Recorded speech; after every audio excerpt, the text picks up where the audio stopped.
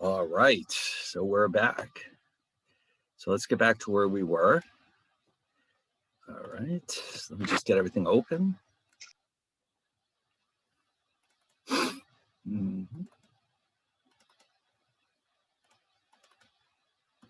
Let me just check my notes. I forgot. Oh, here we are. All right, 15 it is. Okay.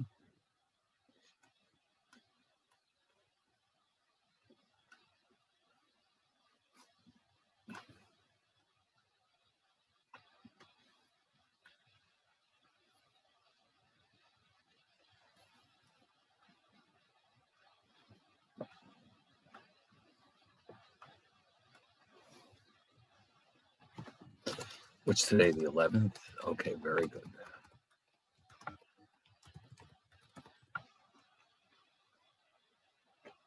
All right, so we started to talk about monetary policy and how they affect exchange rates. And so the focus of this chapter really is on monetary policy and how it's conducted by the Federal Reserve System. And the reason why we spend so much time talking about this is because interest rates are a direct determinant of the strength of exchange rates.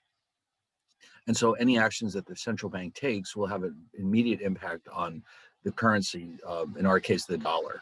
All right, so first things first, I think we've already talked about the two different kinds of monetary policy, which are, of course, expansionary, contractionary. And expansionary monetary policy is where we increase the money supply.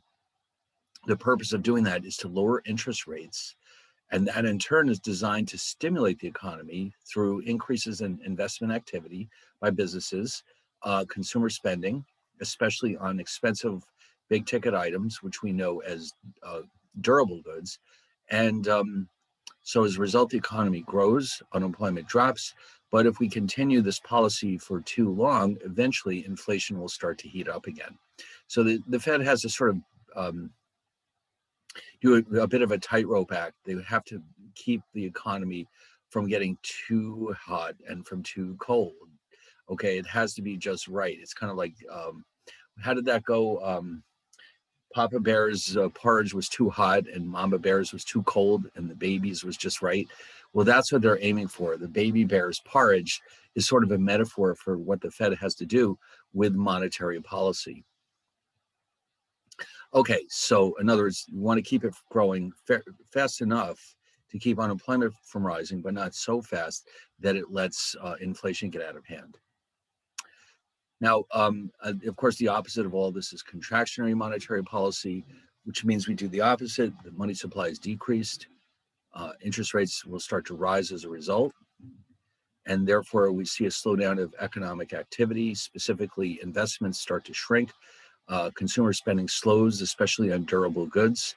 And then finally, the advantage of this policy is that it will reduce inflation, but unfortunately, it has the potential at least to increase the unemployment rate. So this is something the Fed is very reluctant to do, but it has to be done because if they don't get inflation under control in the short run, it'll become harder to fight it in the long run. And they know this from experience. And in fact, of all the different many objectives of the Fed, this is actually number one. The top priority is to keep inflation in check. The rest of them are subordinate to this goal of keeping inflation under control. But anyway, so we started to see how in the short run, at least, when prices are fixed, interest rates are ultimately determined by the supply and demand for money. Okay, now the supply of money, we are going to assume, comes from the central bank, which in our case is the Federal Reserve System. Now, it's not nearly as simple as it sounds because the Fed doesn't actually control the money supply. What they control is what we've called the monetary base, which influences the money supply, but the money supply is influenced by other factors besides the monetary base. Specifically, it depends on the activities of the banking system and even individuals. In other words, the degree to which banks are willing to make loans has a major impact on the money supply. And the degree to which people choose to hold currency also has an impact on the money supply. So the Fed can change the monetary base, but there's no guarantee that that will have an impact on the money supply. It usually does, but not always. And sometimes it can take a long time. In fact, when we get into crises like the real estate bubble that burst in 2008, 2007, 2008, one of the problems the Fed faced was that they kept increasing the monetary base and the banks were afraid to lend out money. So it didn't do the Fed a whole lot of good to keep increasing the monetary base, because the banks turned around and just sat on their funds and chose not to lend them out because there was so much uncertainty going on. It's like the old saw about you can lead the horse to the water, but you can't make him drink it. You can give the banks all the reserves you want, but you can't make them lend them out. I mean, you can make it very clear that that's what you want them to do. But ultimately, they are private companies, and you can't actually tell them when they can and cannot lend out money. So the monetary base is what the Fed actually controls. Their control of the money supply is indirect. Okay. Now, the monetary base itself is defined formally as either the assets of the Fed or the liabilities. All right. Now, if we saw that the central bank has a balance sheet, just like any private corporation, what's missing from here is equity. There's no equity here. The Fed is its status is very strange. It is technically, it's a nonprofit, but it actually is privately owned. I don't really know how that it could be, but that's where its legal status stands. And of course, it was designed to be independent of the federal government. The goal was to make sure that the federal government can't influence the Fed's activities for political reasons. The whole idea is that we need it to be, as much as possible, isolated from political pressures so that they can make the best decisions. And to a large degree, this is absolutely true, partially because the Fed actually, in spite of their status, does make money through their activities. They earn a profit from the spread between what they charge for loans and what they earn. In particular, the Fed has access to all the liabilities, the reserves in the banking system, for which they pay very little interest. And when they lend it out to banks, they charge a significantly higher rate of interest. And so they do make profits, even though it's a nonprofit organization. Now, unlike a private corporation, though, those profits are actually used to buy up treasury securities and, in some cases, foreign securities as well. Okay, they may, for example, buy bonds issued by the Bank of England or the Bank of Japan, as the case may be. And so those are considered to be foreign assets. And we'll see later on, these are primarily held for the purposes of intervening in foreign exchange markets. The Fed doesn't really do that very often, so their holdings of foreign assets are quite small, surprisingly small. But that's because they don't really have any use for them, except for an occasional intervention, which we'll see in later chapters.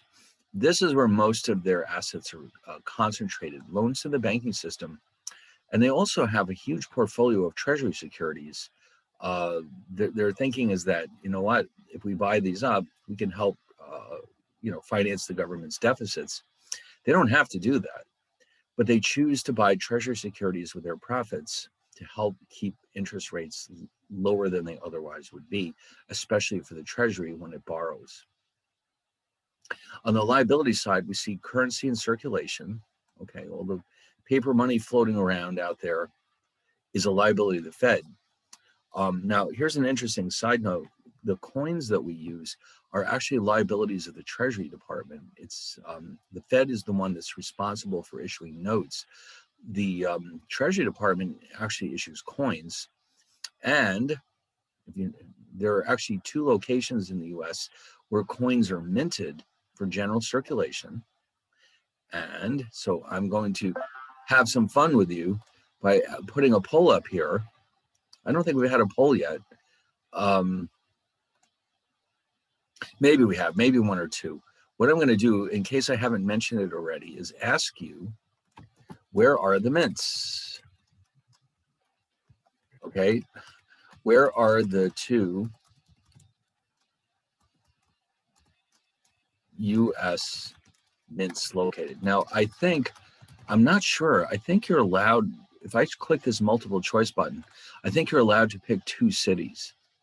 So that's good because we need 2 cities. So let's see. I'm curious to see how this works.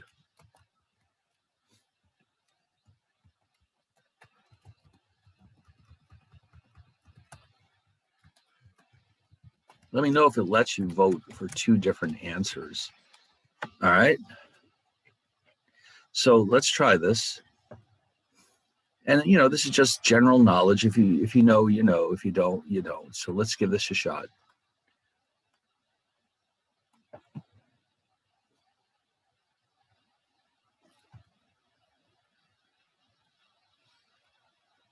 Is it letting you vote twice?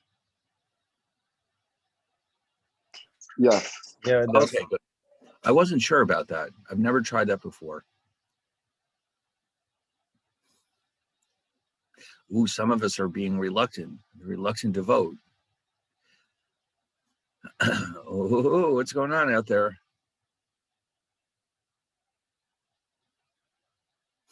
All right, well, you don't have to vote. All right. Well, no, the answer is Philadelphia and Denver. Washington is where the paper money is printed at the Bureau of Engraving and Printing. So that's where the printing takes place. But the Federal Reserve System actually distributes the currency through the 12 district Federal Reserve banks. Okay, so that's where how money gets into paper money gets into circulation. The coins are coming from the mints, which are themselves part of the Treasury Department. Now, as it turns out, I mean, obviously not right now, but most in normal times, the 2 mints are actually open to the public, and you can actually go in there and watch them make the coins, as long as you're willing to wait a long time to get your ticket. There's a lot of demand for visits to the Philadelphia Mint and the Denver Mint. So if you really need to go, we should start making arrangements well in advance. Bureau of Engraving and Printing in Washington, same thing. In fact, everything in Washington, you can go see it, but you will probably have to stand on a long line. Some exceptions are the White House. They don't let people in there anymore, unfortunately. There's a few others, but for the most part, you can go in there and look, and usually for free in Washington. And also, no, the mints don't charge it either because they're part of the government. But anyway, oh, well, that was fun. So, but yes, those coins that come from the mints, those are part of the Treasury Department. So the currency in circulation technically refers to notes. And then total bank reserves. The reserves that the Fed holds for the banks are the property of the banks. So therefore, they're liabilities of the Fed. Now, the Fed does pay them a little interest, not very much, but it's better than nothing. But still, it's nowhere near what the banks could earn by lending it out to customers. So the banks don't like to keep reserves if they can help it. They try to keep it down to an absolute minimum. They hold as many as they're required to, and then they lend out the rest.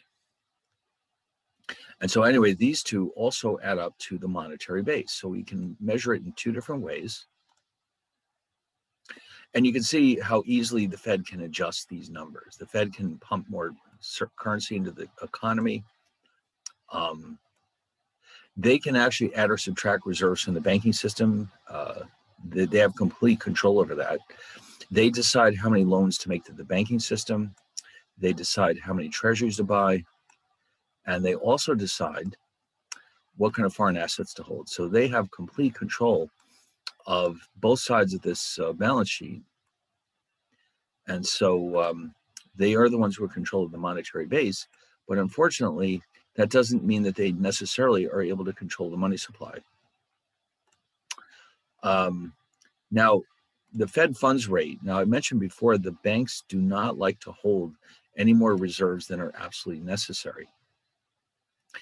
So they'll try to keep it down to an absolute minimum. In other words, if they're required to hold $1 million worth of reserves, they'll try to keep $1 million worth of reserves, because any more than that is kind of a waste.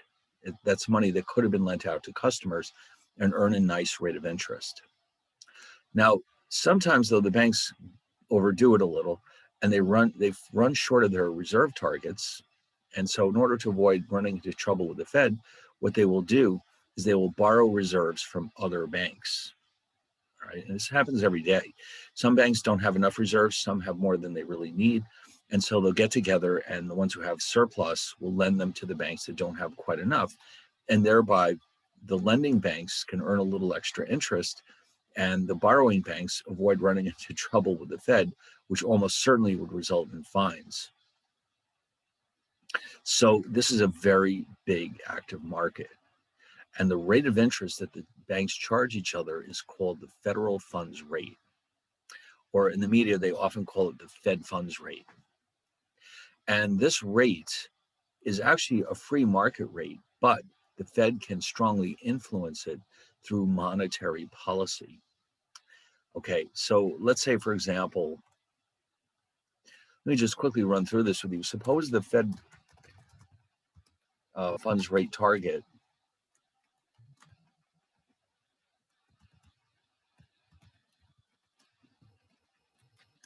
is, let's say it's 0. It's right around 2.25% right now.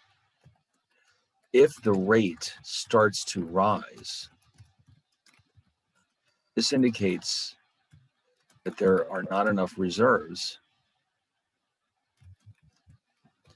in the banking system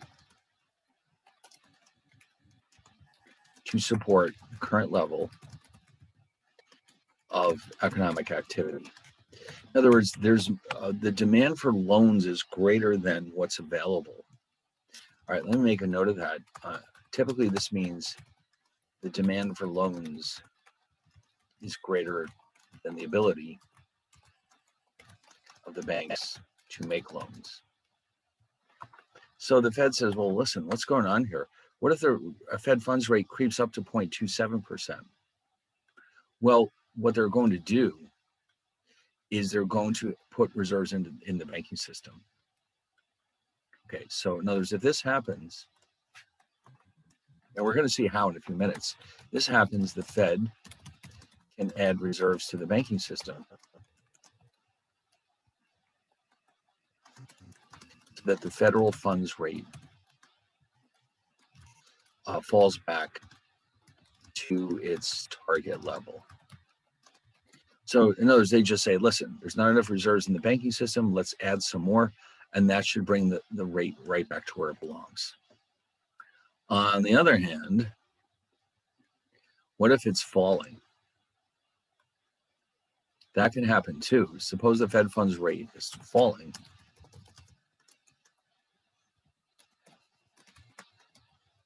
Falls below the target of 0.25%. This indicates that there are too many reserves in the banking system. Right. Now, what does that mean? It means, in other words, the demand for loans is smaller than the banking system capability. Or let's see, how should I put this? I'm trying to think of a better way of expressing this. There are too many reserves in the banking system. All right, how about this? For the current level of economic activity, in other words, the demand for loans is less than the bank's ability to make loans. Those the banks have more money to lend out than people want to borrow. So what does the Fed do? Well, the Fed's going to do the opposite of what we had before. The Fed will say, all right, well, you know what can we do about this? The Fed will then reduce reserves in the banking system.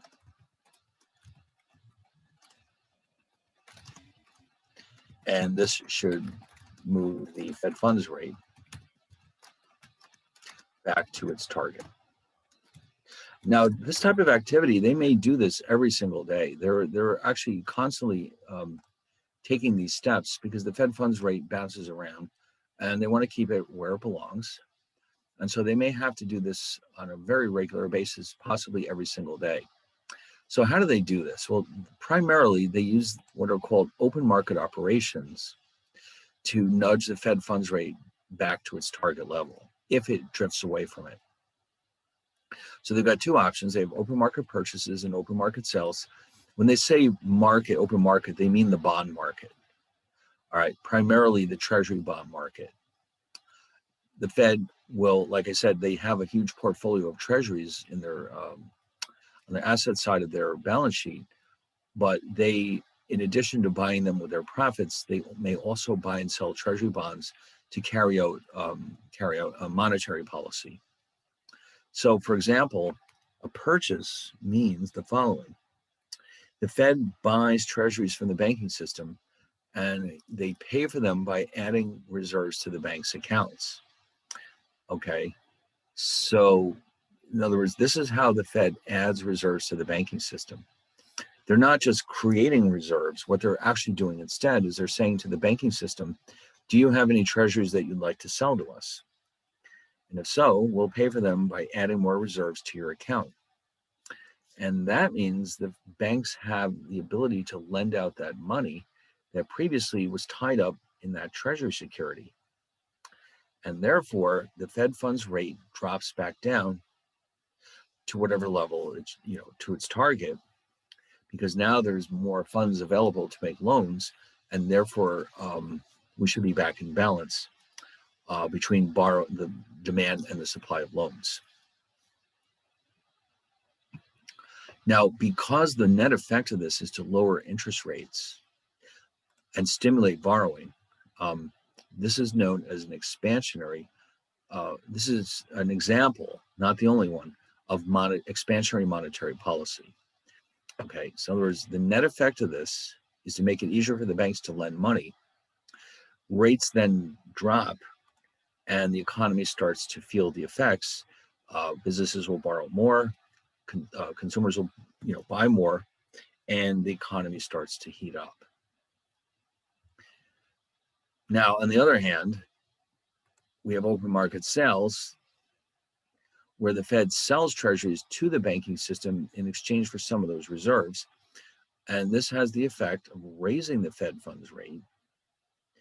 And therefore, what it's doing is it's actually slowing down the economy, because that leads to less investment activity and less consumer spending. And therefore, an open market sale is an example of contractionary monetary policy. And so again, these are usually undertaken in response to changes in the Fed funds rate. If the Fed funds rate drifts away from the target, then the Fed will step in and take care of it this way. And it's done actually with their traders in the New York City Fed. That's where all this action actually takes place. They're the only ones who are actually involved with the financial markets. So that's where this actually happens. Now, the money supply. We know that the Fed influences the size of that money supply only indirectly through its control of the monetary base. And I think we started to discuss this last week. The money supply is a multiple of the monetary base. Now, it used to be a much larger multiple. The relationship between the two is less stable than it used to be, partially because of technology. Let's face it, ATMs and being able to take a picture of a check and deposit it directly into the bank, advances like that will affect our desire to hold currency, but it also makes it harder for the Fed to keep track of the actual size of the money supply. Because it's hard to say, when does something become money? It used to be that you would either have cash or you'd have checks, and it was easy to keep track of them. Now, with all the wonderful technology, it's much harder for the job, makes the job of the Fed much harder to measure the money supply. So anyway, but they still do it. They still try to keep track of the money supply. And so there's a couple of different definitions of the money supply that they could use. We start by looking at something called M1, which mainly consists of currency in circulation plus checking deposits. Oh, it has other things in there too, but they're very small by comparison. Then there's also M2, which is M1 plus a few other items like savings deposits and time deposits. I believe they've discontinued M3. I think the last time we looked at Fred, let's try that. Let's see what Fred has to say about M3. Let's see if it's been discontinued. No, I guess not. I thought it was, but there it is. Oh, man. Okay, well, I guess rumors of its death were premature. So there's M3. M3 is M2 plus. Actually, I don't remember what else is in there. Let's see if we can find a nice graph on the internet.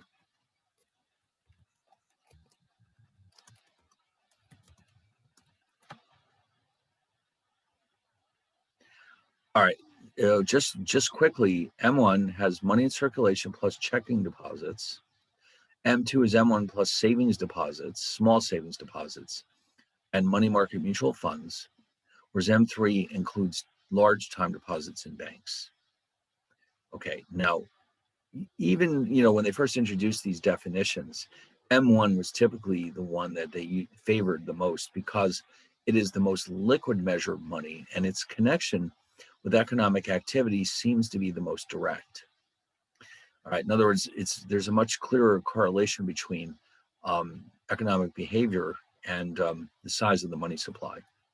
So that's always been, as far as they were concerned, this has always been the most reliable measure of money. But even that's becoming less and less reliable, again, largely because of technology and other things as well. But so the Fed's control of these three measures is not quite what it used to be. Now, the money multiplier is a very crude attempt to figure out the relationship between the money supply and the monetary base. I only say crude because it's hard to estimate this thing accurately, very hard. But we can at least come up with a rough approximation to what this money multiplier should look like. Now, so we'll let M represent M1. Script M, I guess italics M is the money multiplier, and then finally MB is the monetary base. So what is the relationship between them? Well, M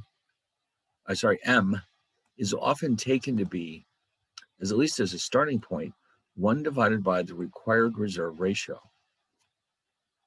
Now that number represents what proportion of a bank's reserves must be held in their accounts with the Fed, or not what percentage of their deposits must be held with the Fed in the form of reserves, is what I should have said. So just to keep it really simple, suppose that the required reserve ratio is 10%. That implies that this simple money multiplier is 1 over 10%, which is equal to 10.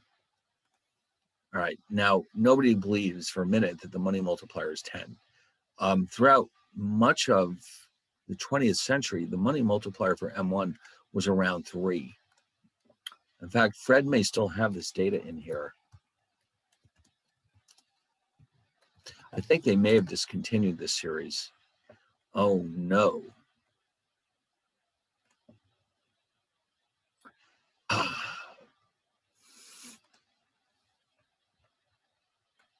Well, let's see what it used to be. All right, you see what happened was apparently, way back here in the 80s, it was over 3. It kept dropping and dropping and dropping. And then during that housing crisis, it really fell off the cliff. And in fact, down here, it's less than 1. They're actually telling us here that the money supply is smaller than the monetary base. I don't know how that's possible, but that's what this is. This might be why they discontinued it, because it no longer makes any sense, the way that was formally defined. For all I know, they may have come up with a new one. Let me just check something out here. Why was the M1 money multiplier? Oh, there it is.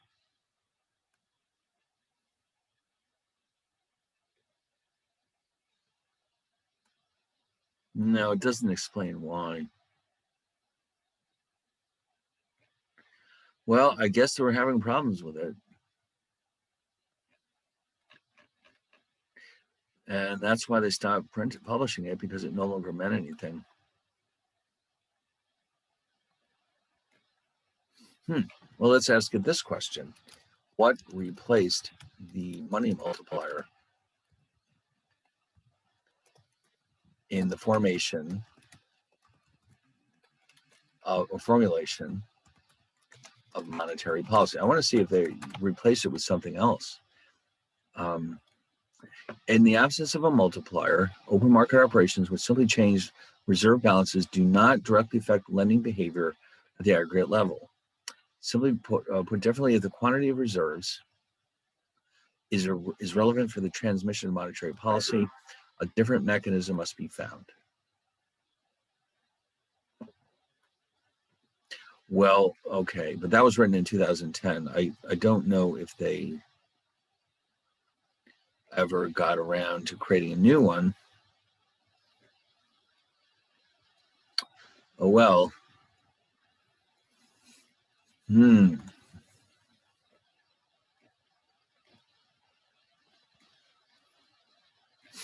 All right. So anyway, so this is the percentage of checking deposits, or what they call transactions deposits, that the Fed requires banks to hold as reserves. These are known as required reserves. I think we mentioned last time that because of the COVID, right now at this point in time, these required reserve ratios are all zeros, although you expect that to change very soon. At this point in time, while the COVID is still going on, the banks can literally lend out every nickel that they have. I guess the Fed must have decided that it's worth the risk to make sure that the banks keep lending. But in the past, the number ranged anywhere from 0 to 10%, depending on the size of the bank. Now, if there's any excess, anything held above and beyond what's required, we call those excess reserves. Although now, by definition, there are no excess reserves, are there? Well, actually, no, I shouldn't. No, that's the other way around. There's no required reserves, so that all reserves are excess reserves now. Every single one of them. How do you like that? Now, the banks then can feel free to lend out all their money, but normally they try to avoid excess reserves because those are reserves that are not being lent out to customers and earn interest. So, how do open market operations help determine the money supply? All right, well, here's the relationship. The money supply presumably is the money multiplier times the monetary base. These are the alternative definitions of the monetary base. And so what that means is that if there's a change in any of these components of the money supply, it will have an impact on the money supply through the money multiplier. So for example, if we use the liabilities definition of the monetary base, these little deltas, by the way, represent changes.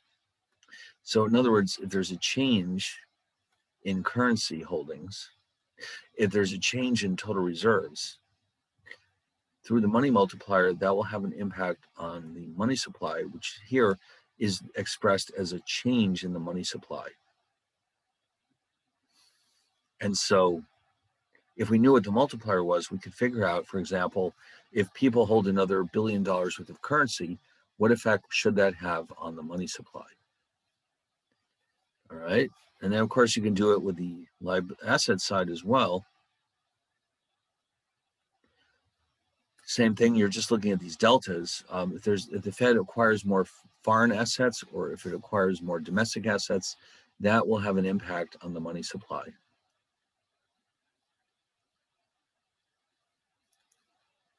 All right, so it's pretty straightforward, but again, M apparently is no longer being kept track of because it's no longer reliable.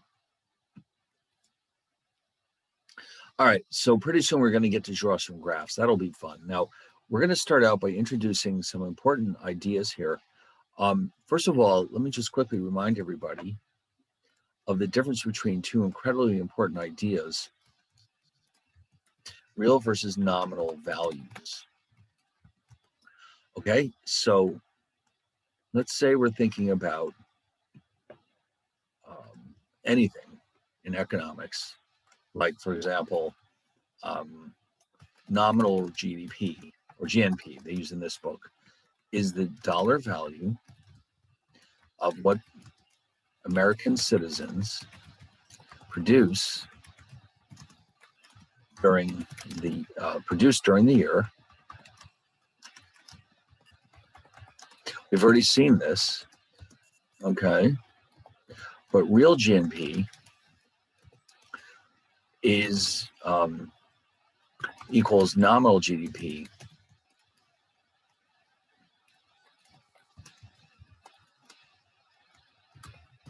after the impact of inflation has been removed. Okay, so in other words, nominal GDP is in current dollars. Real GNP is measured in what we call constant dollars. So real, the word real means anything that's been adjusted for inflation. Nominal has not been adjusted for inflation. And the same thing holds for the money supply. We can make a distinction between the nominal and the real money supply by just doing the following.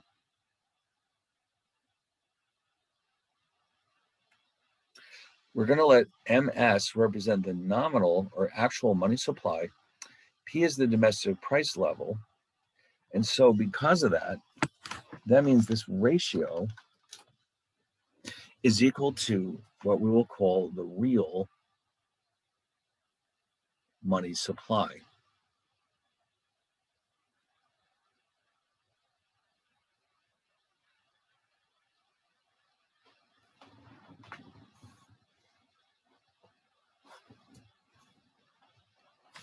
Okay, now in this book, they make a distinction between the short run and the long run. The short run is the time frame in which P is fixed. In other words, prices don't have time to change. So if that's the case, if prices are fixed, then in that case, any changes in the nominal money supply will be exactly matched by a change in the real money supply. All right, so let's just say, for example, let's say MS is $2 trillion. And the price level is 2. Then the real money supply is $1 trillion. So if the Fed increases the nominal money supply from 2 trillion to, let's say, 2.5 trillion, then the real money supply rises to 2.5 trillion over 2, which is $1.25 trillion.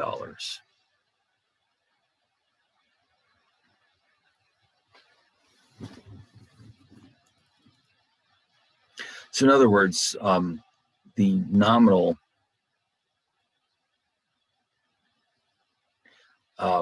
the price level didn't change, so only the nominal goes up. Or sorry, the real and the nominal both go up.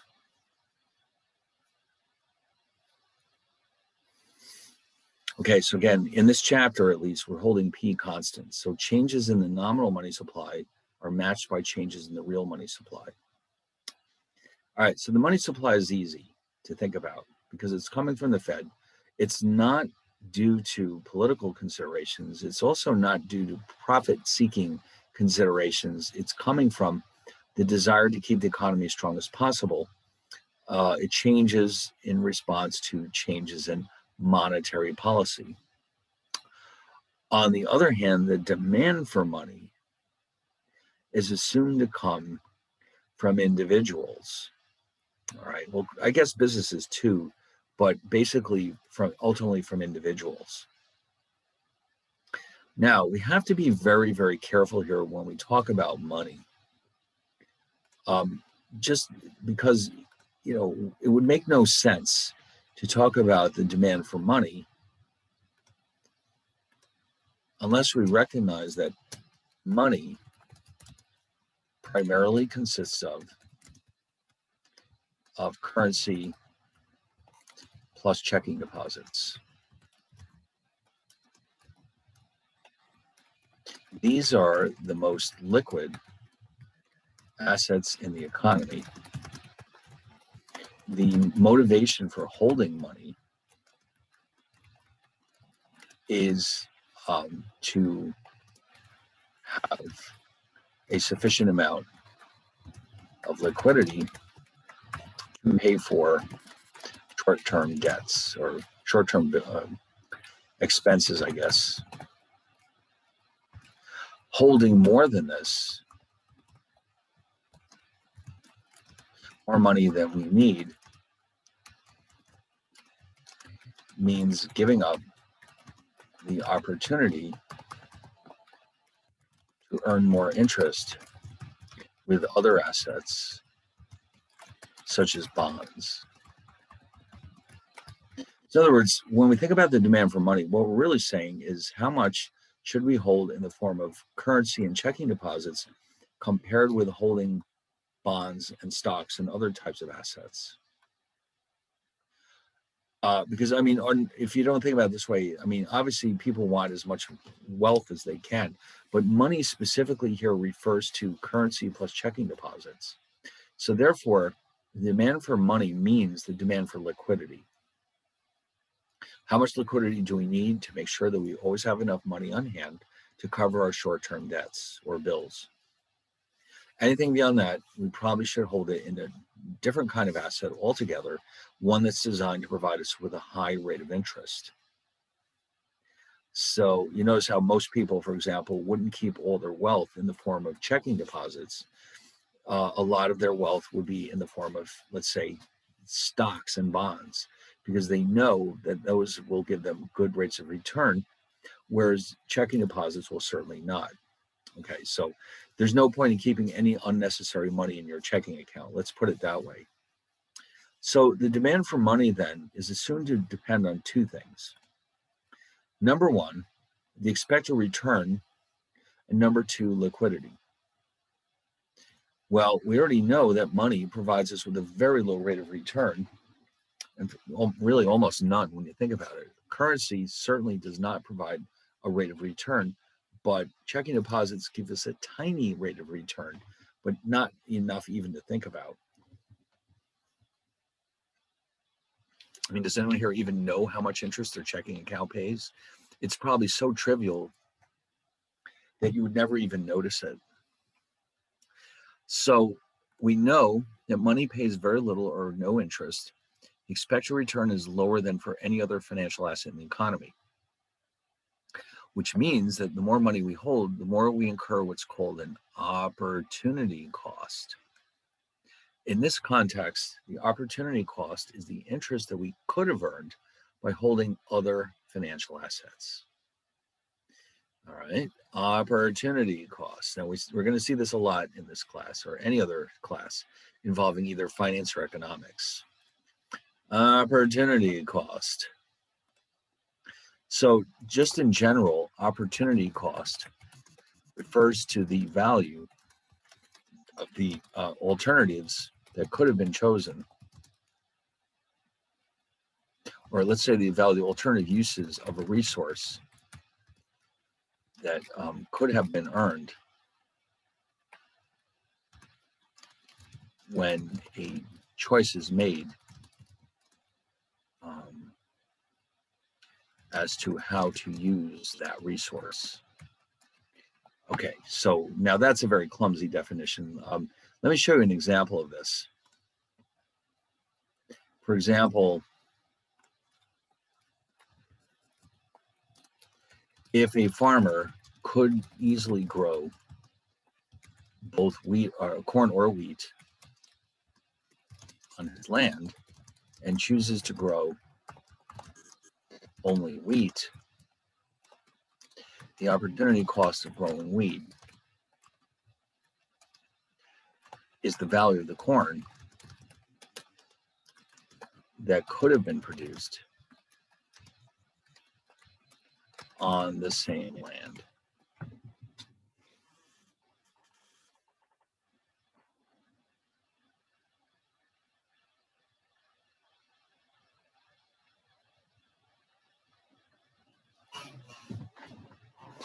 So that's what opportunity cost means. It means when we choose to use a resource for some specific purpose, what we sacrificed by not using it for something else is what we mean by opportunity cost.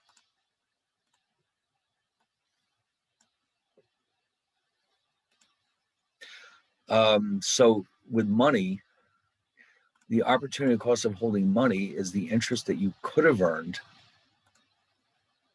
by holding other assets. Okay, so we say that the opportunity cost of holding money is the interest that could have been earned.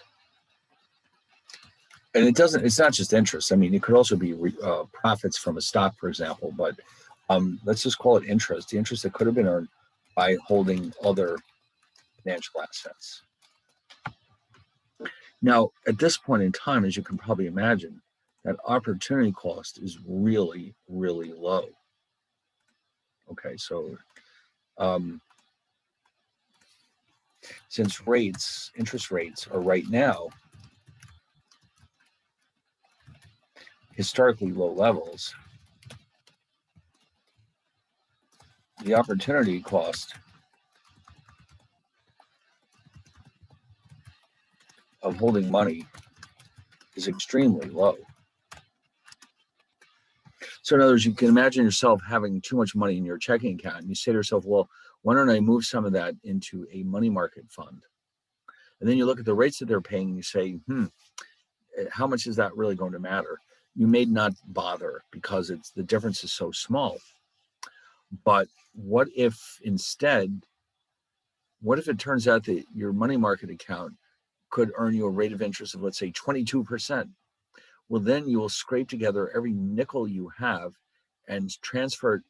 Well, maybe not every nickel, but you'll try to keep your checking deposits as small as possible and put the rest into your money market account in order to maximize your rate of return.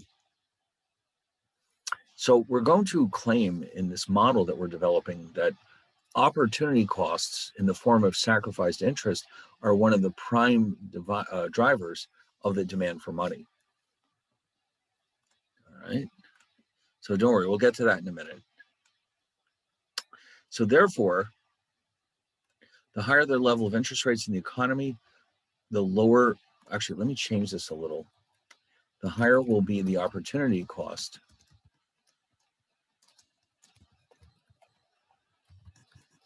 of holding money, and therefore,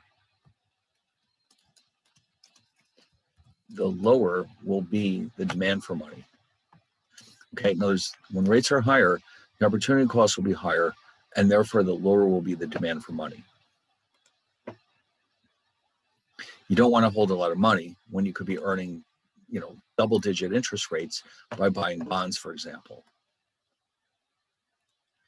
Now, on the other hand, well, it cuts both ways. The lower the level of interest rates in the economy, of course, the lower will be the opportunity cost of holding money, and therefore the greater will be the demand for money, because the money always provides us with liquidity. So that's a good thing. In other words, you would never say, I don't need money at all. You've got to have some money because you've got to pay bills. Now, of course, in this day and age, those checking deposits, you can access them with a debit card, but it still amounts to the same thing. You're still paying your bills with the checking deposits, even if you're not writing physical checks. But, you know yourself how much money you need in your account every month because you know what your bills look like. If you have more than that, let's say you got a big fat bonus check at Christmas time, you're probably not going to want to keep it in your checking account, at least not for very long, because there are so many other things you could be doing with it. All right, now liquidity. What exactly is liquidity? We keep talking about liquidity. Formally, it is the ease with which a financial asset can be exchanged for goods and services. Okay, so we know that cash is a very liquid asset. Everybody takes cash. Actually, I shouldn't say that. I've been in situations where for whatever reason, you had to pay with a credit card. But for the most part, money is the most liquid asset in the economy. In fact, during the height of the COVID crisis last summer, I was in a McDonald's, and they didn't refuse to take cash, but they strongly discouraged you from using it. And they said, listen, please don't give us cash. We don't want it. We want your credit card. I think that had something to do with the paper money itself. They were worried that it would have, I guess the virus could stay on the paper money or something. So they wouldn't, they were just, let's say, not happy to see cash, which is strange for McDonald's because, let's face it, you don't normally spend a lot of money in there. And yeah, but it's getting to the point where we pay for everything with our credit cards or debit cards anyway, so nobody would think twice about it. But if this was 20 or 30 years ago, that might have raised some eyebrows. But now it's like, whatever. Don't worry, we've got the card. So anyway, money is the most liquid asset in the economy. So this is why we still hang on to it in spite of the associated opportunity costs. We do need it sometimes. It's like cash. I mean, you don't want to leave the house without some cash in your wallet because you never know when you might need it. It happens. I parked in a parking garage where I had no idea how much it cost, and it turned out that they only accepted cash. So it's a good thing I had a lot of cash with me because otherwise I might have had to leave my car there overnight. It happens. So anyway, the demand for liquidity, though, is assumed to increase with the volume of transactions in the economy. So in other words, as the economy grows and expands, people will become more affluent and they will need to hold larger money balances because they'll have more bills, because they'll buy more things. All right, so in other words, imagine yourself in 10 years, and let's say you're making twice as much money as you are now. Do you think that the average balance in your checking account will be the same that it is now? Probably not, because if you have a lot more money, you're going to spend it. For example, you might move into a bigger house or a bigger apartment, and all of a sudden your rent goes up and you need more money in your checking account. There's all kinds of reasons. Maybe you'll get a bigger car and you'll have car loan payments to make.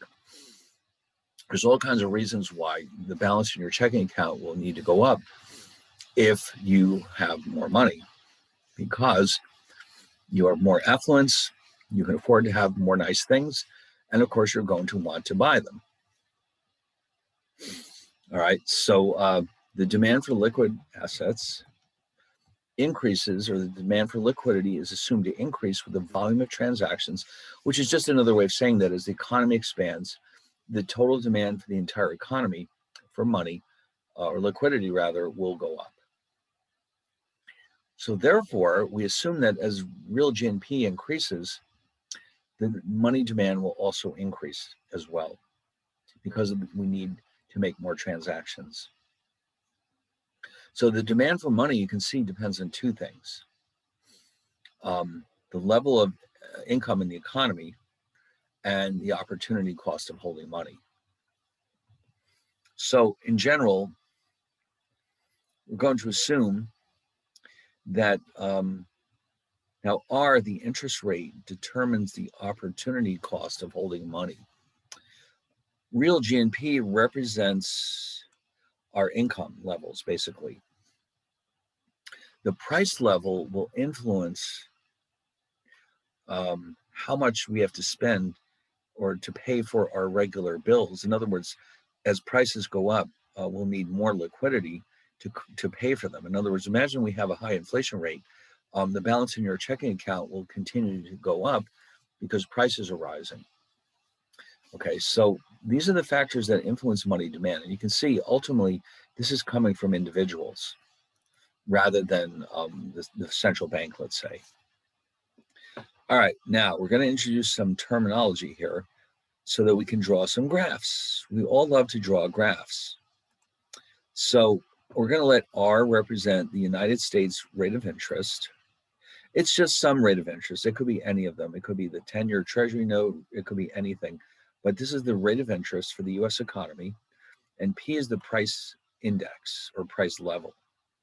It's a single number that represents all prices in the economy. There's a couple of possibilities here. Let me just quickly run through this for a second.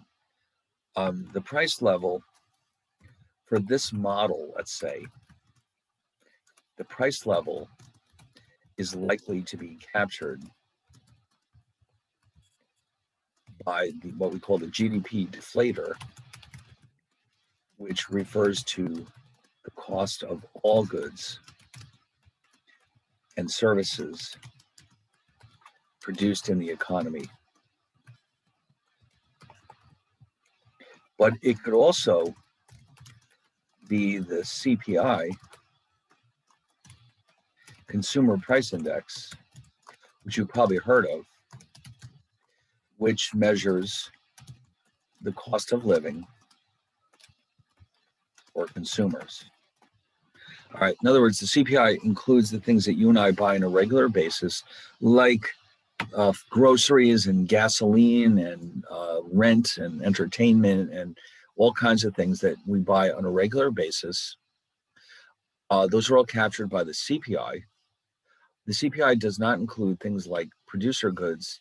For example, it would not include minerals or metals or grains. It only includes final goods and services. So there's multiple candidates for the price index, but the bottom line here is that all that matters is that when prices rise in the economy, the price index goes up as well. So in order to calculate a real variable, we typically just divide the nominal variable by the price level. So here, for example, if I tell you that Y is real GNP, that implies that nominal GNP is Y times P. Okay. It also indicates that Y equals nominal GDP over P. All right. So the bottom line is real for any variable that you can think of. You can just say that nominal over the price level equals real. That's just in general how it works. Okay, so we're going to bring all that together and define what we will now call real money demand. And it looks just like real money supply, doesn't it? Except for this little d. So this is the nominal demand for money.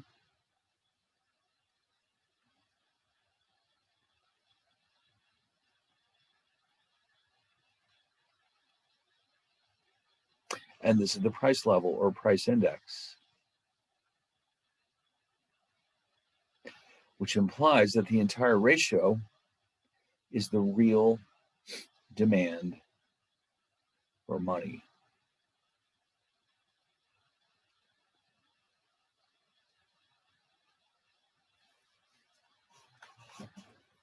Now, you might think that that's the end of this discussion, but it turns out that we're going to use a slightly different notation for this.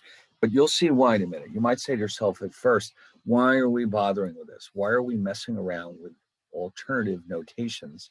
Why don't we stick with this? It makes sense. But believe me, there's a very good reason for it. So here we go. We're going to rewrite this as, okay, don't be shocked when you see it. LRY. Okay, now what in the world does this mean? Well, the first thing we need to note here is that the demand for money can be expressed, or it means the same thing as the demand for liquidity. And that's where the L comes from. L stands for liquidity.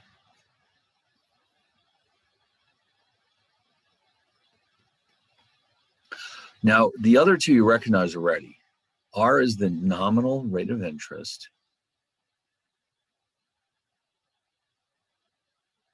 Y is real GNP. So this is what we call functional notation. You might recall from high school that you learned y equals f of x. What does this mean? F of x means f is some function whose value depends on x. It's the same thing here. This is meant to be functional notation, which means the real demand for money, L, is a function of both R and Y. Okay? Real money demand is a function of the nominal rate of interest and real GNP. That's the theory. All right? Now, why in the world are we writing it like this? Because it reinforces the idea that it depends on these two variables. And it also reinforces the idea that money, the demand for money, really is nothing but a demand for liquidity. It's for all practical purposes, it's the same thing.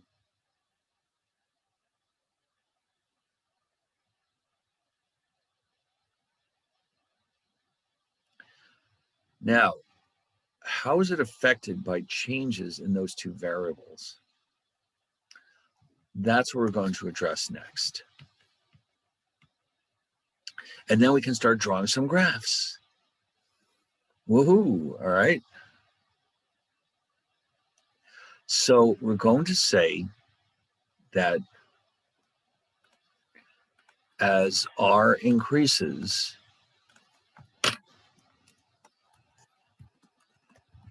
that's the US rate of interest, the opportunity cost of holding money also increases so that the demand for money decreases. But at the same time, though, as Y increases, the demand for money increases as well. Okay, now we discussed this a few minutes ago. When Y increases, the demand for money increases as well because people are more affluent. And they will certainly want to hold more money in their checking accounts because they will have more expenses because they go out and buy everything in sight. It's like, let's do this thought experiment. Who do you suppose has more money in their checking account as we speak? You or Bill Gates? Okay, well, why would Bill Gates have so much money in his checking account? Because to him, $1 million is nothing. So he might have $1 million in his checking account, even though he's not earning any interest on it, because it's nothing to him. All right, for us, $1 million is a fabulous fortune. So as the country becomes more affluent, you'd expect people to hold more and more money in their checking accounts, and that's exactly what happens. So therefore, we're going to do something interesting with this notation. All right, so higher R, less demand for money, higher Y, higher demand for money. So they go in opposite directions. And therefore, we're going to write them in the following interesting way. The demand for money is written like this. The little minus means that as R goes up, I'll indicate this with a little arrow, L goes down, and as R goes down, L goes up. Whereas the Y having a little plus, and by the way, all it means is that L and Y, R rather, move in opposite directions.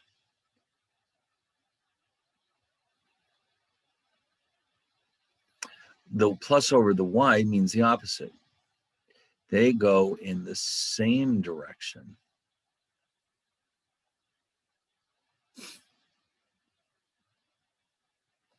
All right, so let me move this up here somewhere.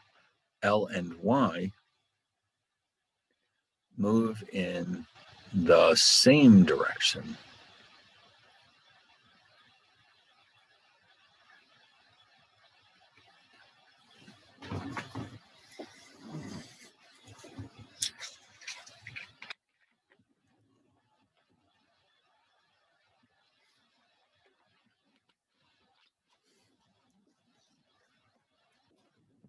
Now, it'll be interesting to see how this ties together with a graph, because L is a function of two variables. And the graph, a traditional graph, only has one dependent and one independent variable. So we'll see how this affects our graph.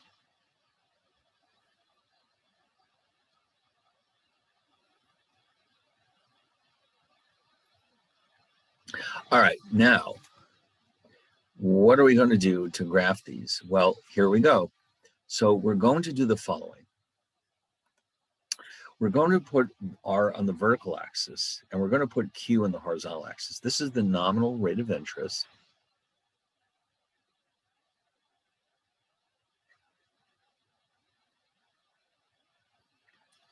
Now we're going to use the letter Q down here to refer to what economists call real money balances. But you can think of it as the quantity of money that's being held. Okay, so in other words, the idea here is that this is meant to represent a traditional supply and demand framework, because you can think of this as the price of holding money. In other words, if I hold money, I'm giving up the opportunity to earn a nice big rate of interest, R. So R can be thought of as a price, and down here, this can be thought of as a quantity. So just like your traditional supply and demand curves, for a single good, we can do the same thing with money, except it's now the demand for money instead of a physical good or service. But the R itself can be interpreted as the price of holding money.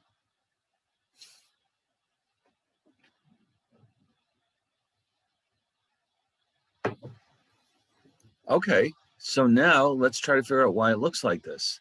Now, before we did mention that L and R move in opposite directions.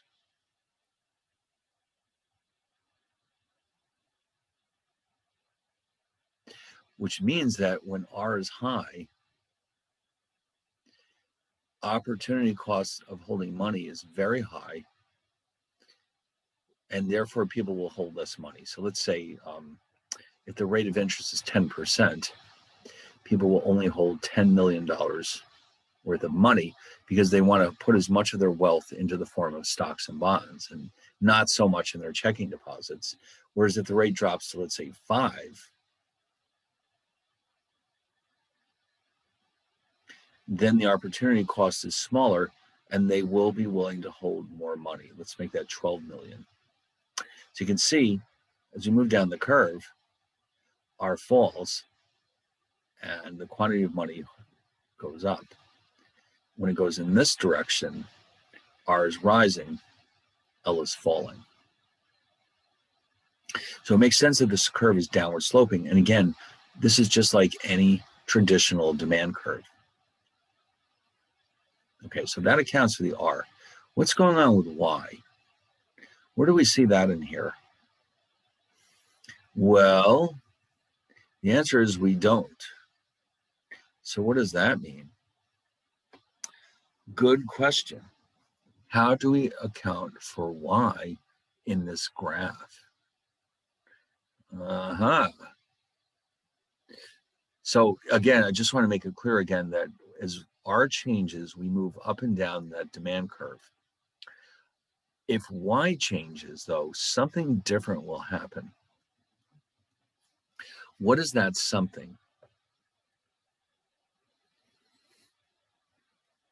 Let's find out. Suppose, for example, I tell you that GNP rises. Now, we've already seen that when people have more affluence, GNP goes up, they have more money to spend, they'll tend to demand more of all financial assets, including money. So the result is not moving up and down the same curve. Instead, here's what happens. Instead is we have the entire curve will shift from its current location. So for example, if Y goes up, ooh, look at that. real GNP increases. So this means that people hold more money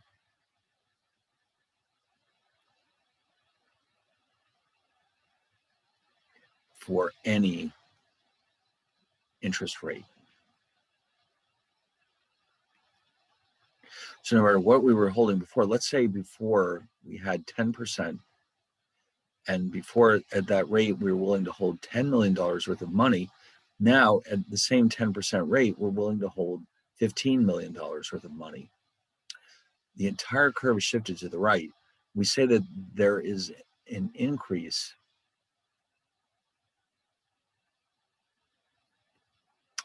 in the demand for money. And so the entire demand curve shifts to the right. Now, why is this happening? By the way, you know this has to be true because y is not on the vertical axis, okay? So because y is not on the vertical axis, if it changes, the entire curve has to shift.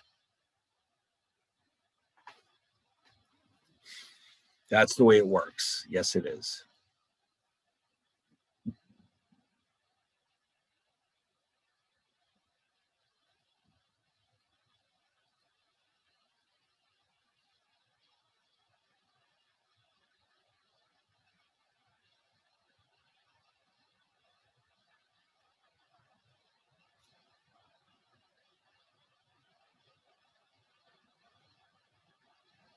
Now, of course, you can probably figure out what will happen if real GNP decreases.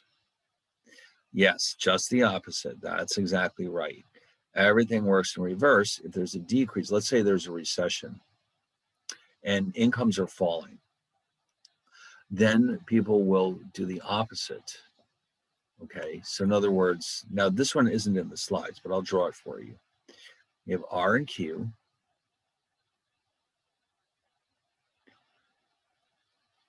So they'll call this Y1 and R. And then all of a sudden, ooh, look what happens. There's been a decrease in money demand. And that's caused by real GNP decreasing. All right, we have less assets, we want to hold less money.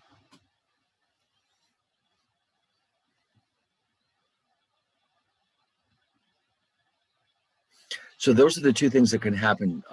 We can move up and down the curve. I'll just add this as a summary in a second. When you're through drawing this,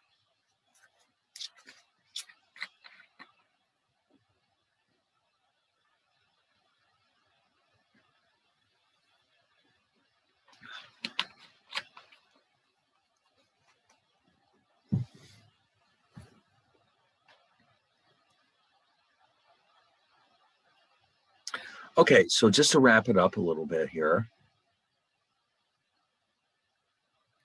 Okay, I'm going to sneak this in here now.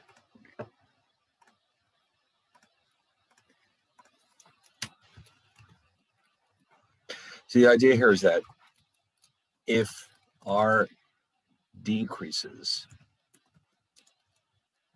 we move down the money demand curve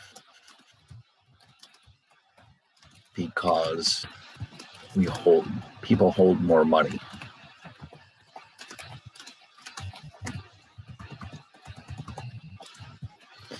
And vice versa. Okay, let's put it that way. If Y increases, or let's say Y decreases, the money demand curve shifts to the left. And if the money demand curve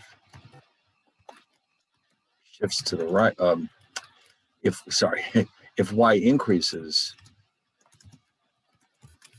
the money demand curve shifts to the right.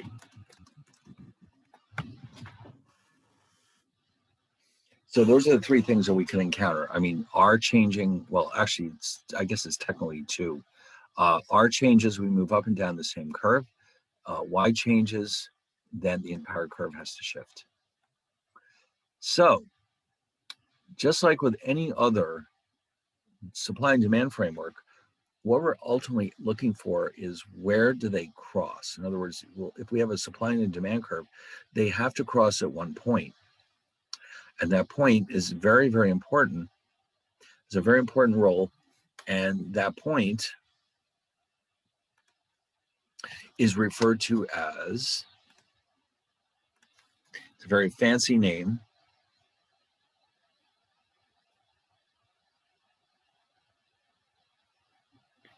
equilibrium. E for equilibrium.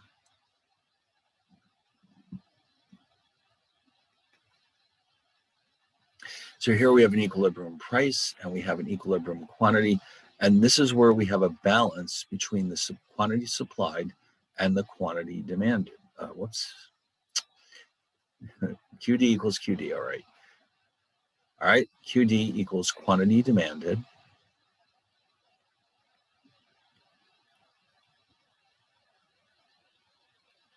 QS is quantity supplied.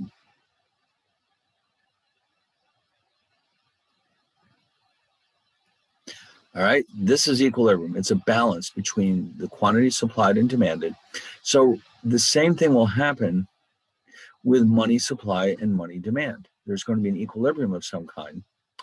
But what will be different is that instead of determining the price and quantity, we'll be determining the rate of interest and the quantity of money. All right, and so once we've done that, then we can use our curves to explain how these different factors affect the rate of interest in the economy. So since it's 20 after 8, we can save that till after the break, I think. And we'll see how this works when we bring the curves together. It will help us understand how monetary policy affects interest rates in the economy. All right, so I think we're ready to knock it off for a bit. And when we come back, we'll bring together money supply and money demand and see what effect they have on interest rates and the economy. All right, so let's knock it off for a bit and then we'll carry on with this discussion.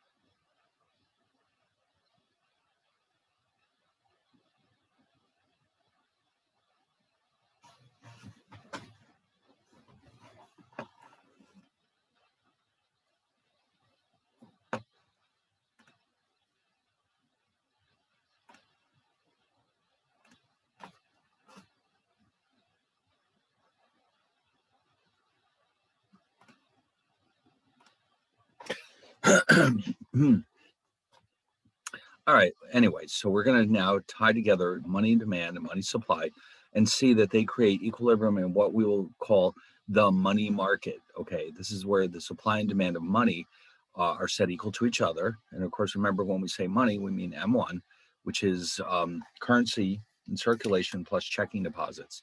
So equilibrium, as you can imagine, occurs when the supply and the demand equal each other. Okay. So remember, we call this the real supply of money. And this is the real demand for money.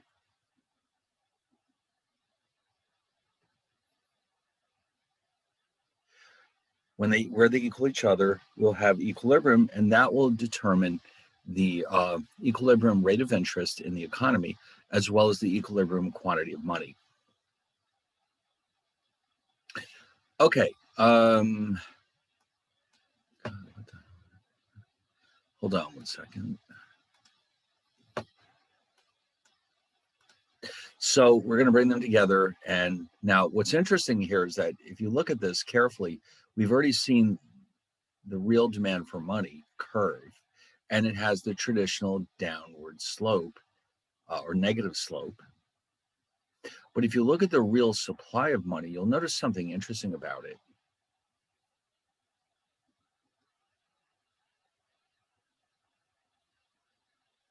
It's vertical. Why is it vertical? Well, it's vertical because it is independent of R. Okay, so this curve is vertical because it is independent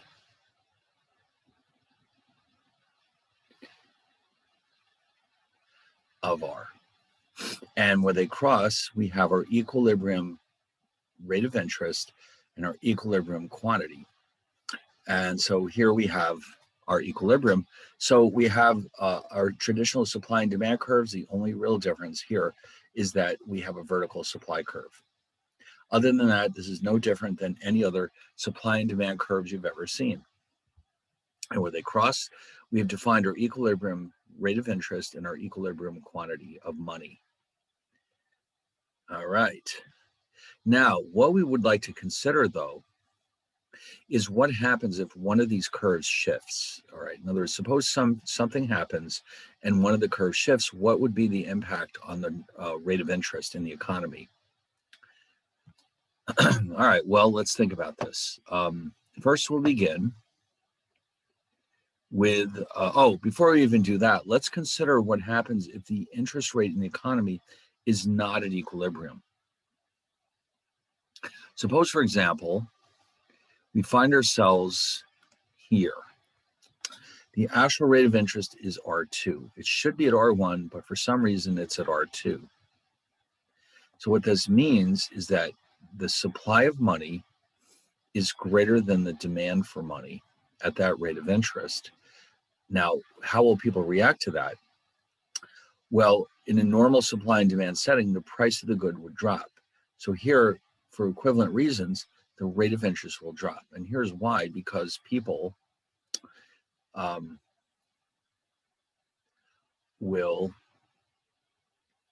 what they'll basically do is switch some of their money holdings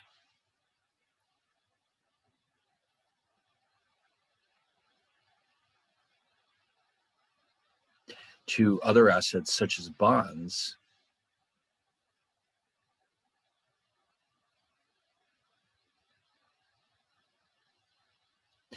and rates will drop. Okay, so rates will drop, and as that happens, people will hold more money. They'll switch back to holding more money and move down here, and we'll eventually find ourselves at the equilibrium rate of interest, which is R1.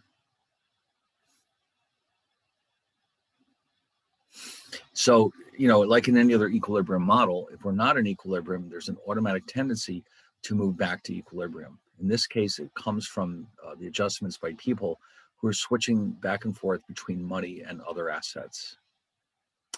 Now, of course, you can probably guess what comes next. What happens if the rate of interest is too low? Well, then all of this will work in reverse. Okay, let's take a look at that case. That's down here. And so look what's happening. All right, so here you can see that at R3, the money demand exceeds the money supply. All right, so what has to happen here then is that people, they want more money than they have. People will sell other assets to hold more money.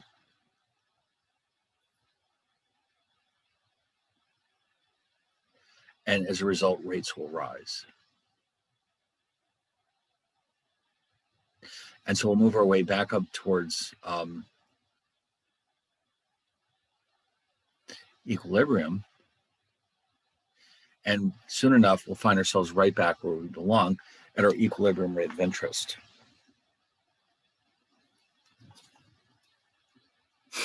So either way, if we're not in equilibrium, we'll soon enough find ourselves back in equilibrium. This adjustment process doesn't take that long, but there is some time involved, but it will happen automatically.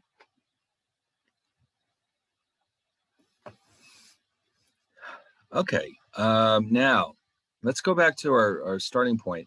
Let's look at our supply and demand curves, and let's begin to think about what would happen if the Fed decides to change its monetary policy.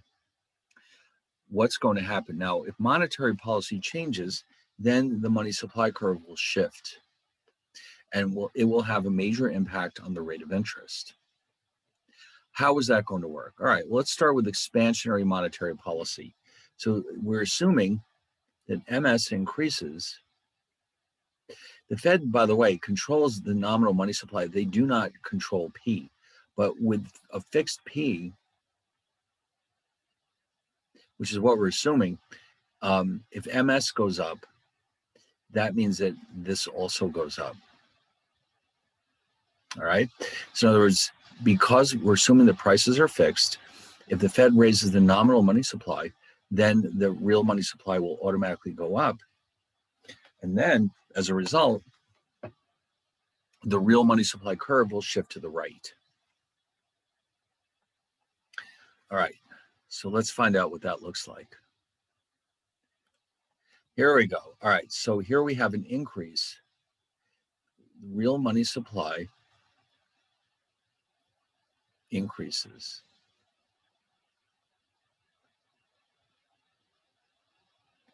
The curve shifts to the right, and at the intersection with the existing money demand curve, you can see the rate of interest in the economy has dropped. So the nominal rate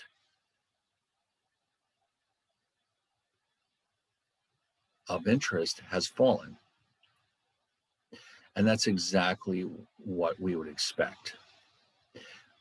More money means interest rates drop, okay? Because there's more money in the economy, more money for the banks to lend out. Interest rates will drop through the competition among banks, and rates will drop until we find ourselves back in equilibrium. So this whole diagram reflects what we call expansionary monetary policy.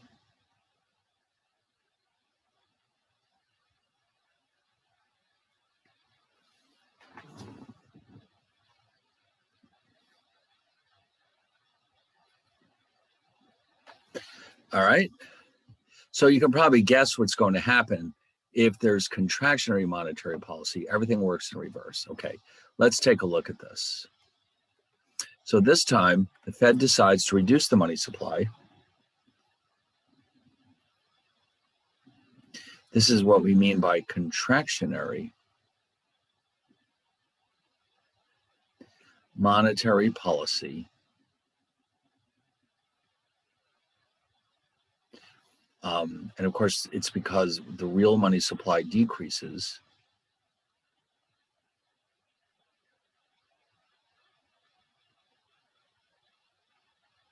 And as a result, the nominal rate of interest increases. And that's exactly what you would expect. All right. So we go from 1 to 2, and the result is that the nominal rate of interest is higher, which is what the Fed wants because they're trying to slow down the economy.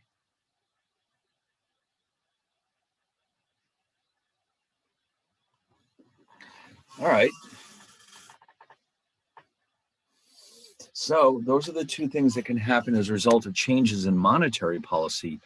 Is it possible for the demand for money curve to change? Sure, it is. But I think we're going to see that in a later chapter. In the meantime, though, we're going to do something very interesting. We're going to try to do this. Now, it seems very ambitious, but what we're going to try to do is, if we use these curves correctly, we can. Oh, by the way, before I forget, let me remind you that last week or the week before, we introduced these curves that represent equilibrium in the foreign exchange market. In other words, you remember that we have the exchange rate here, and we have the return to the dollar. Now, this R, by the way, is the same R that we just saw in our money supply and money demand curves. Okay, that's R. It's the same R. So now this curve, of course, represents the foreign rate of interest plus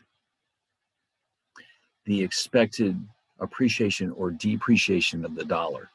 So this is the return to holding dollars, and this is the expected return to holding pounds. Well, this is the so-called foreign exchange market that we're looking at here.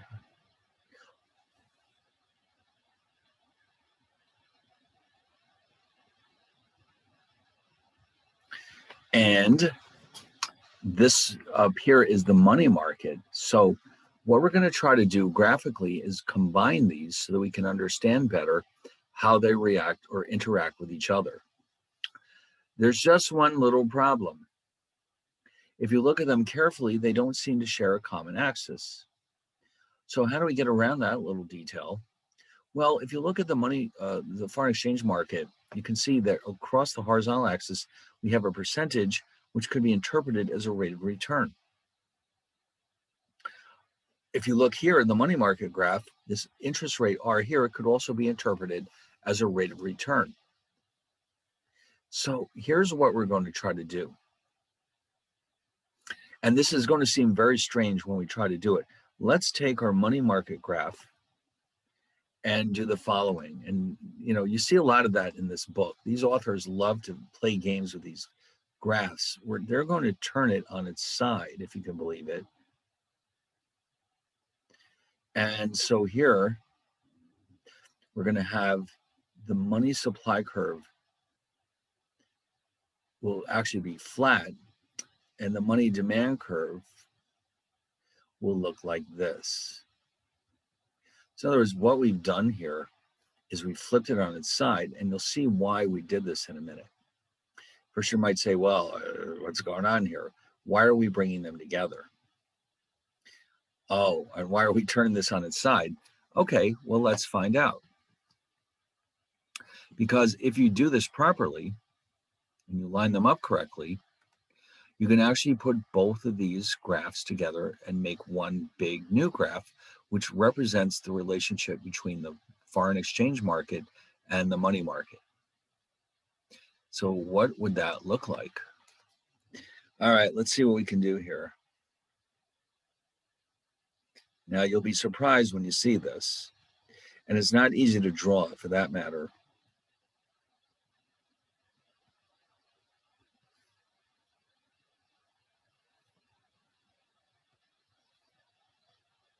All right, let's do this carefully.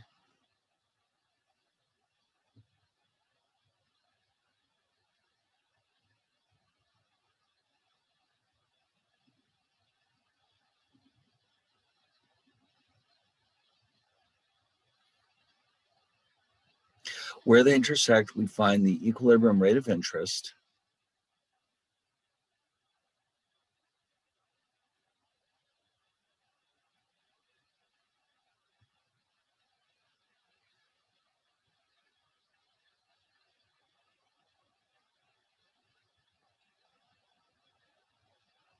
So we've got two equilibrium points here. We've got, let's call this 1 and 1 to indicate they're both equilibrium points, I could think of this as E1. I could think of this, R1. Let's call this R1. Okay, so in other words, what we're saying here is this. The money market determines the equilibrium rate of interest through the interaction of supply and demand for money. Once we have that in place, the foreign exchange market tells us, by combining the return to the dollar, meaning the US rate of interest, with the expected return of the pound, we can use this to determine the equilibrium exchange rate between the dollar and the pound. Okay, so in other words, what we would call this is a joint equilibrium between the two markets.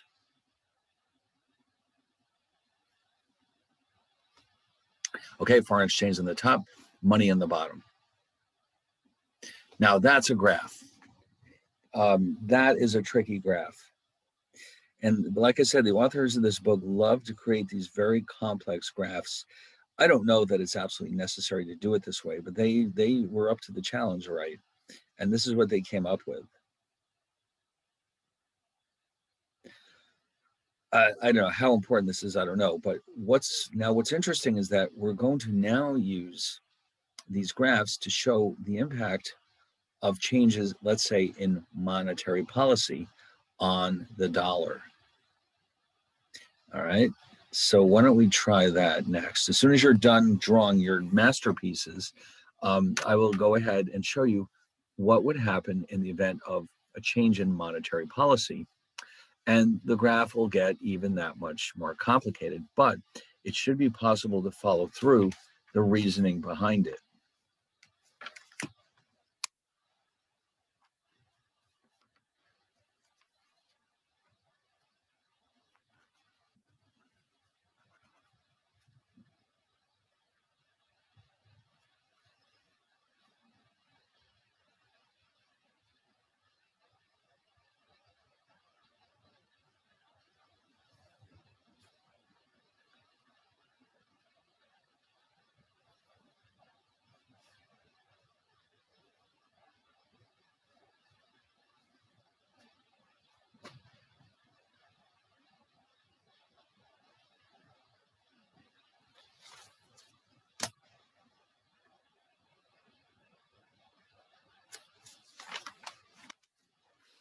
All right, so let's try this. Let's try to visualize what would happen with expansionary monetary policy.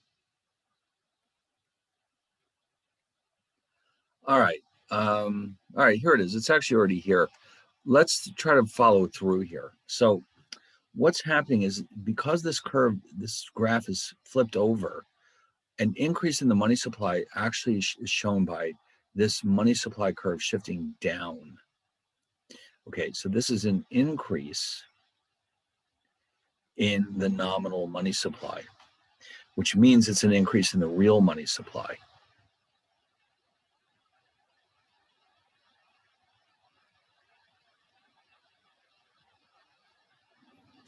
And you can kind of tell too, because you see where it crosses, where the new money supply curve crosses the money demand curve, the interest rate, well, you got to watch it again here too, is actually lower than it started out.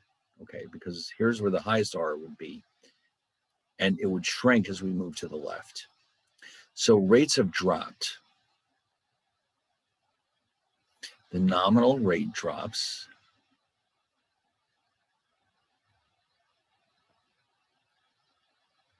And that's translated to the top by a shift to the left of the US rate of interest, okay? So the interest rate falls, or the US interest rate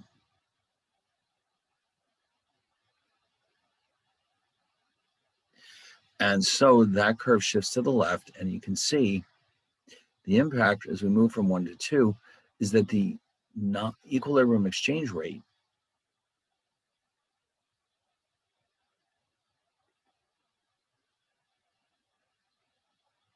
rises, which is the same thing as saying that the dollar depreciates.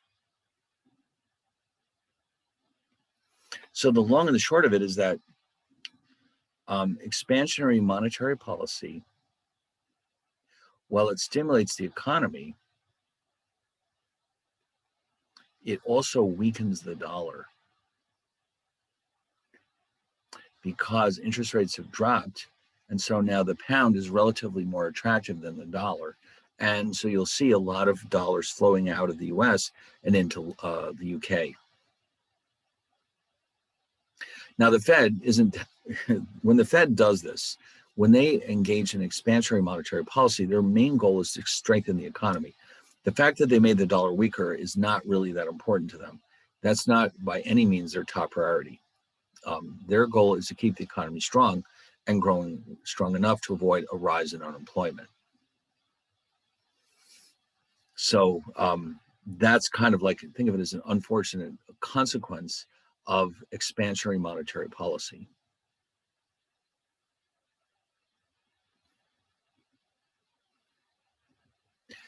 Again, a very messy graph.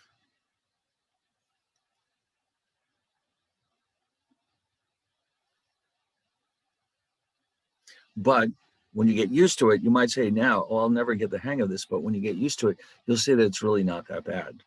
It's just there's a lot of moving parts.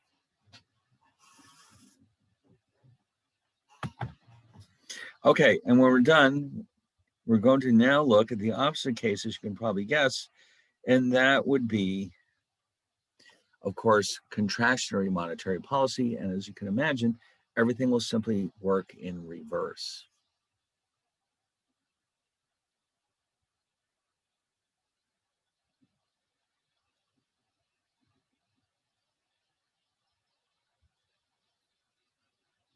All right, are we ready?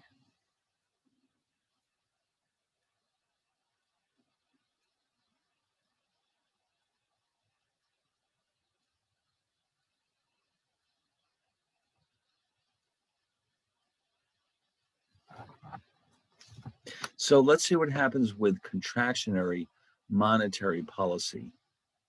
So everything just works backwards. We know that contractionary monetary policy means that the money supply falls, interest rates go up, and as you'll see in a minute, that means the dollar will get that much stronger because it becomes relatively more attractive compared with the pound. All right, so let's see if we can follow out. Well, oh, wait a minute. There it is. Now, this time, if you notice, up means that we have a decreased money supply. Because remember, the graph is on its side.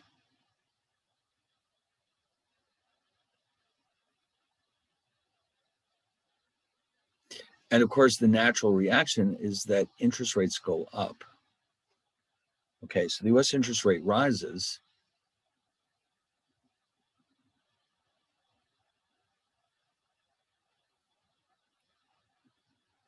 because of the contractionary monetary policy.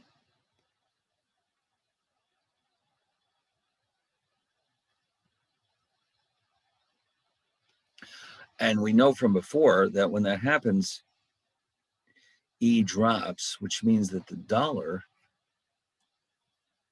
has appreciated.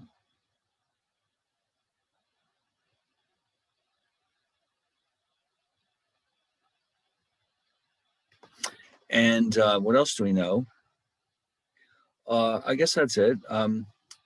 So the lower real money supply raises the rate of interest, and that in turn strengthens the dollar.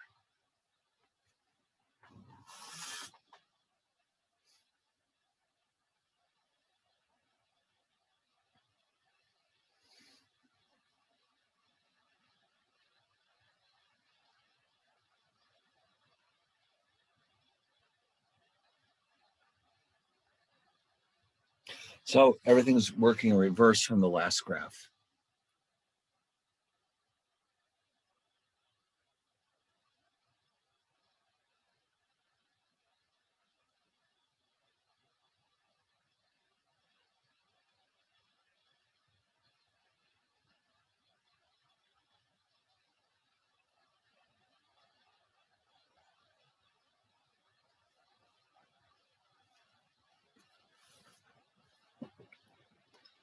Okay, so that's that. So those are the two types of monetary policy. Now, what we would still like to consider here is what happens if we see a change in foreign monetary policy as opposed to the US. So foreign monetary policy, though, only affects the foreign rate of interest. So when we analyze this, we don't actually need to include the US money market in our graph. We can just focus on the foreign exchange graph. So let's take a look. For example, suppose the Bank of England conducts expansionary monetary policy. This has no effect on the US money market, but it does lower the UK rate of interest, which makes the pound relatively less attractive, and therefore the dollar will appreciate. Now, we've seen this before, but I just want to mention specifically how foreign monetary policy affects the dollar. All right, so where would that make itself felt?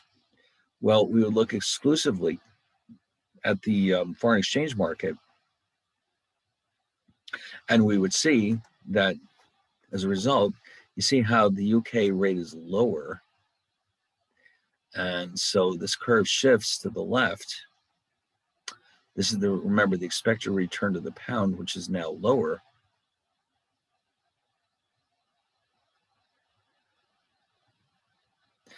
And at the new equilibrium point, we have a lower exchange rate, which of course means that the dollar has appreciated.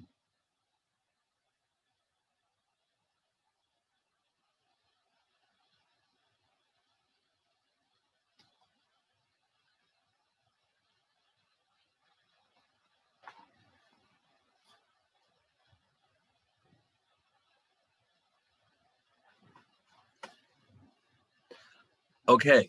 Well, you can probably guess what's coming next. We're going to see what happens when the Bank of England engages in contractionary monetary policy. Once again, it has no effect on the US money market, but it will have a direct impact on the UK rate of interest. In fact, as you can imagine, it'll have the opposite effect of what we saw here. The curve that represents the expected return of the pound will, of course, shift to the right then. That will make the pound more attractive and the dollar will get weaker. All right, so let's see exactly how that works.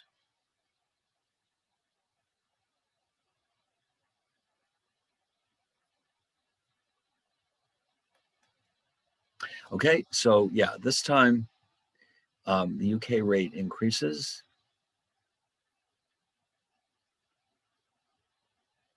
From, let's say, our pound 1 to our pound 2. And so therefore, as you can see, the pound becomes more attractive to investors.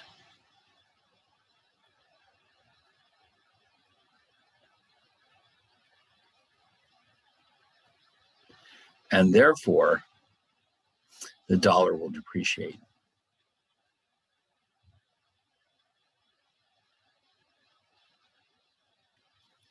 Now you can see from the graph, of course, that when we shift this curve to the right, E goes from 1 to, well, we go from 1 to 2, the exchange rate rises, and therefore the dollar has depreciated.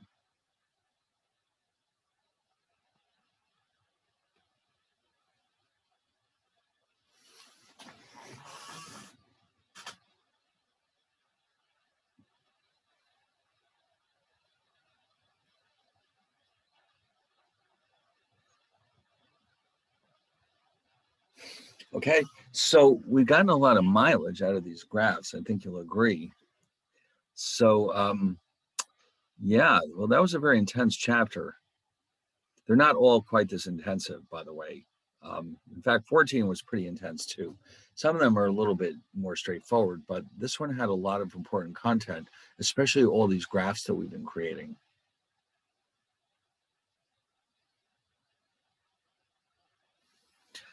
Well, well, well. Now, what's coming up next? Now, at some point, what we're going to need to do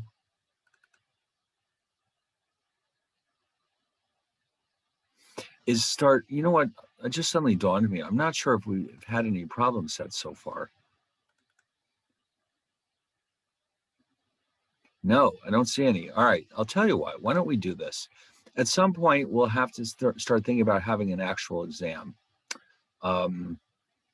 So what I'd like you to do is this. If you go to Blackboard, you'll see that there are actually, where are they? Problem sets here. There's a set of problems that's based on 14, where you'll go through things that we've seen earlier, like, for example, triangular arbitrage and interest rate parity. And so why don't we agree that next week at this time, we'll work on these problem sets together, just to make sure you really understood what we did in chapter 15. And then maybe the next week, we'll look at the chapter 15 problem set. And then by that time, we'll have covered, I think we'll have covered enough chapters to have an exam, but I'll have to double check that and look it up for you. The chapter 15 problems, well, it's not nearly as long. You can see this one involves some graphs and some basic definitions. So in fact, you know, that being the case, I'll tell you what, why don't we do this? Why don't we try to get both of these done next week? Before we get too far ahead in the material, let's do both of these practice problems next week. And then usually what I do before an exam is have what I call a sample midterm, which is basically a big set of questions that come from all the chapters. And when that's done, then we're really ready to have the midterm, which you will do at home, of course. But I think we do need to do a lot of practicing before we get to that point. So, all right, make a note of this. Next week, we'll go over both the chapter 14 and 15 problem sets. That might not take up the whole class, but it will take up a large chunk of it, that's for sure. If we have a few spare minutes, we'll take a peek at 16, where what we're doing here in 16 is we're assuming that we're no longer in the short run with fixed prices, but instead we're looking at the long run when prices are flexible rather. And so we're going to see that in the long run, the determinants of a currency strength are a little bit different. All right, so in the short run, it's primarily interest rates that are driving them. In the long run, there are other factors that will also be very important. So, all right, I'll tell you what, why don't we knock it off here? I think you've had quite enough for one night. Just go through and make sure you understand what we've been doing in chapters 13 too, but 14 and 15 especially, so that we can go over the two problem sets next week and make sure that we really are following along. Okay, so how does that sound? Sounds good. Pretty good. All right, so why don't we knock it off here, and I'll see you all next Thursday night. All right. Thanks, Have a good Professor. night. All right, see you Thank you. then. Good night. All right, Thank you, bye. Professor. Good night. Thanks, welcome. Professor. Okay, bye.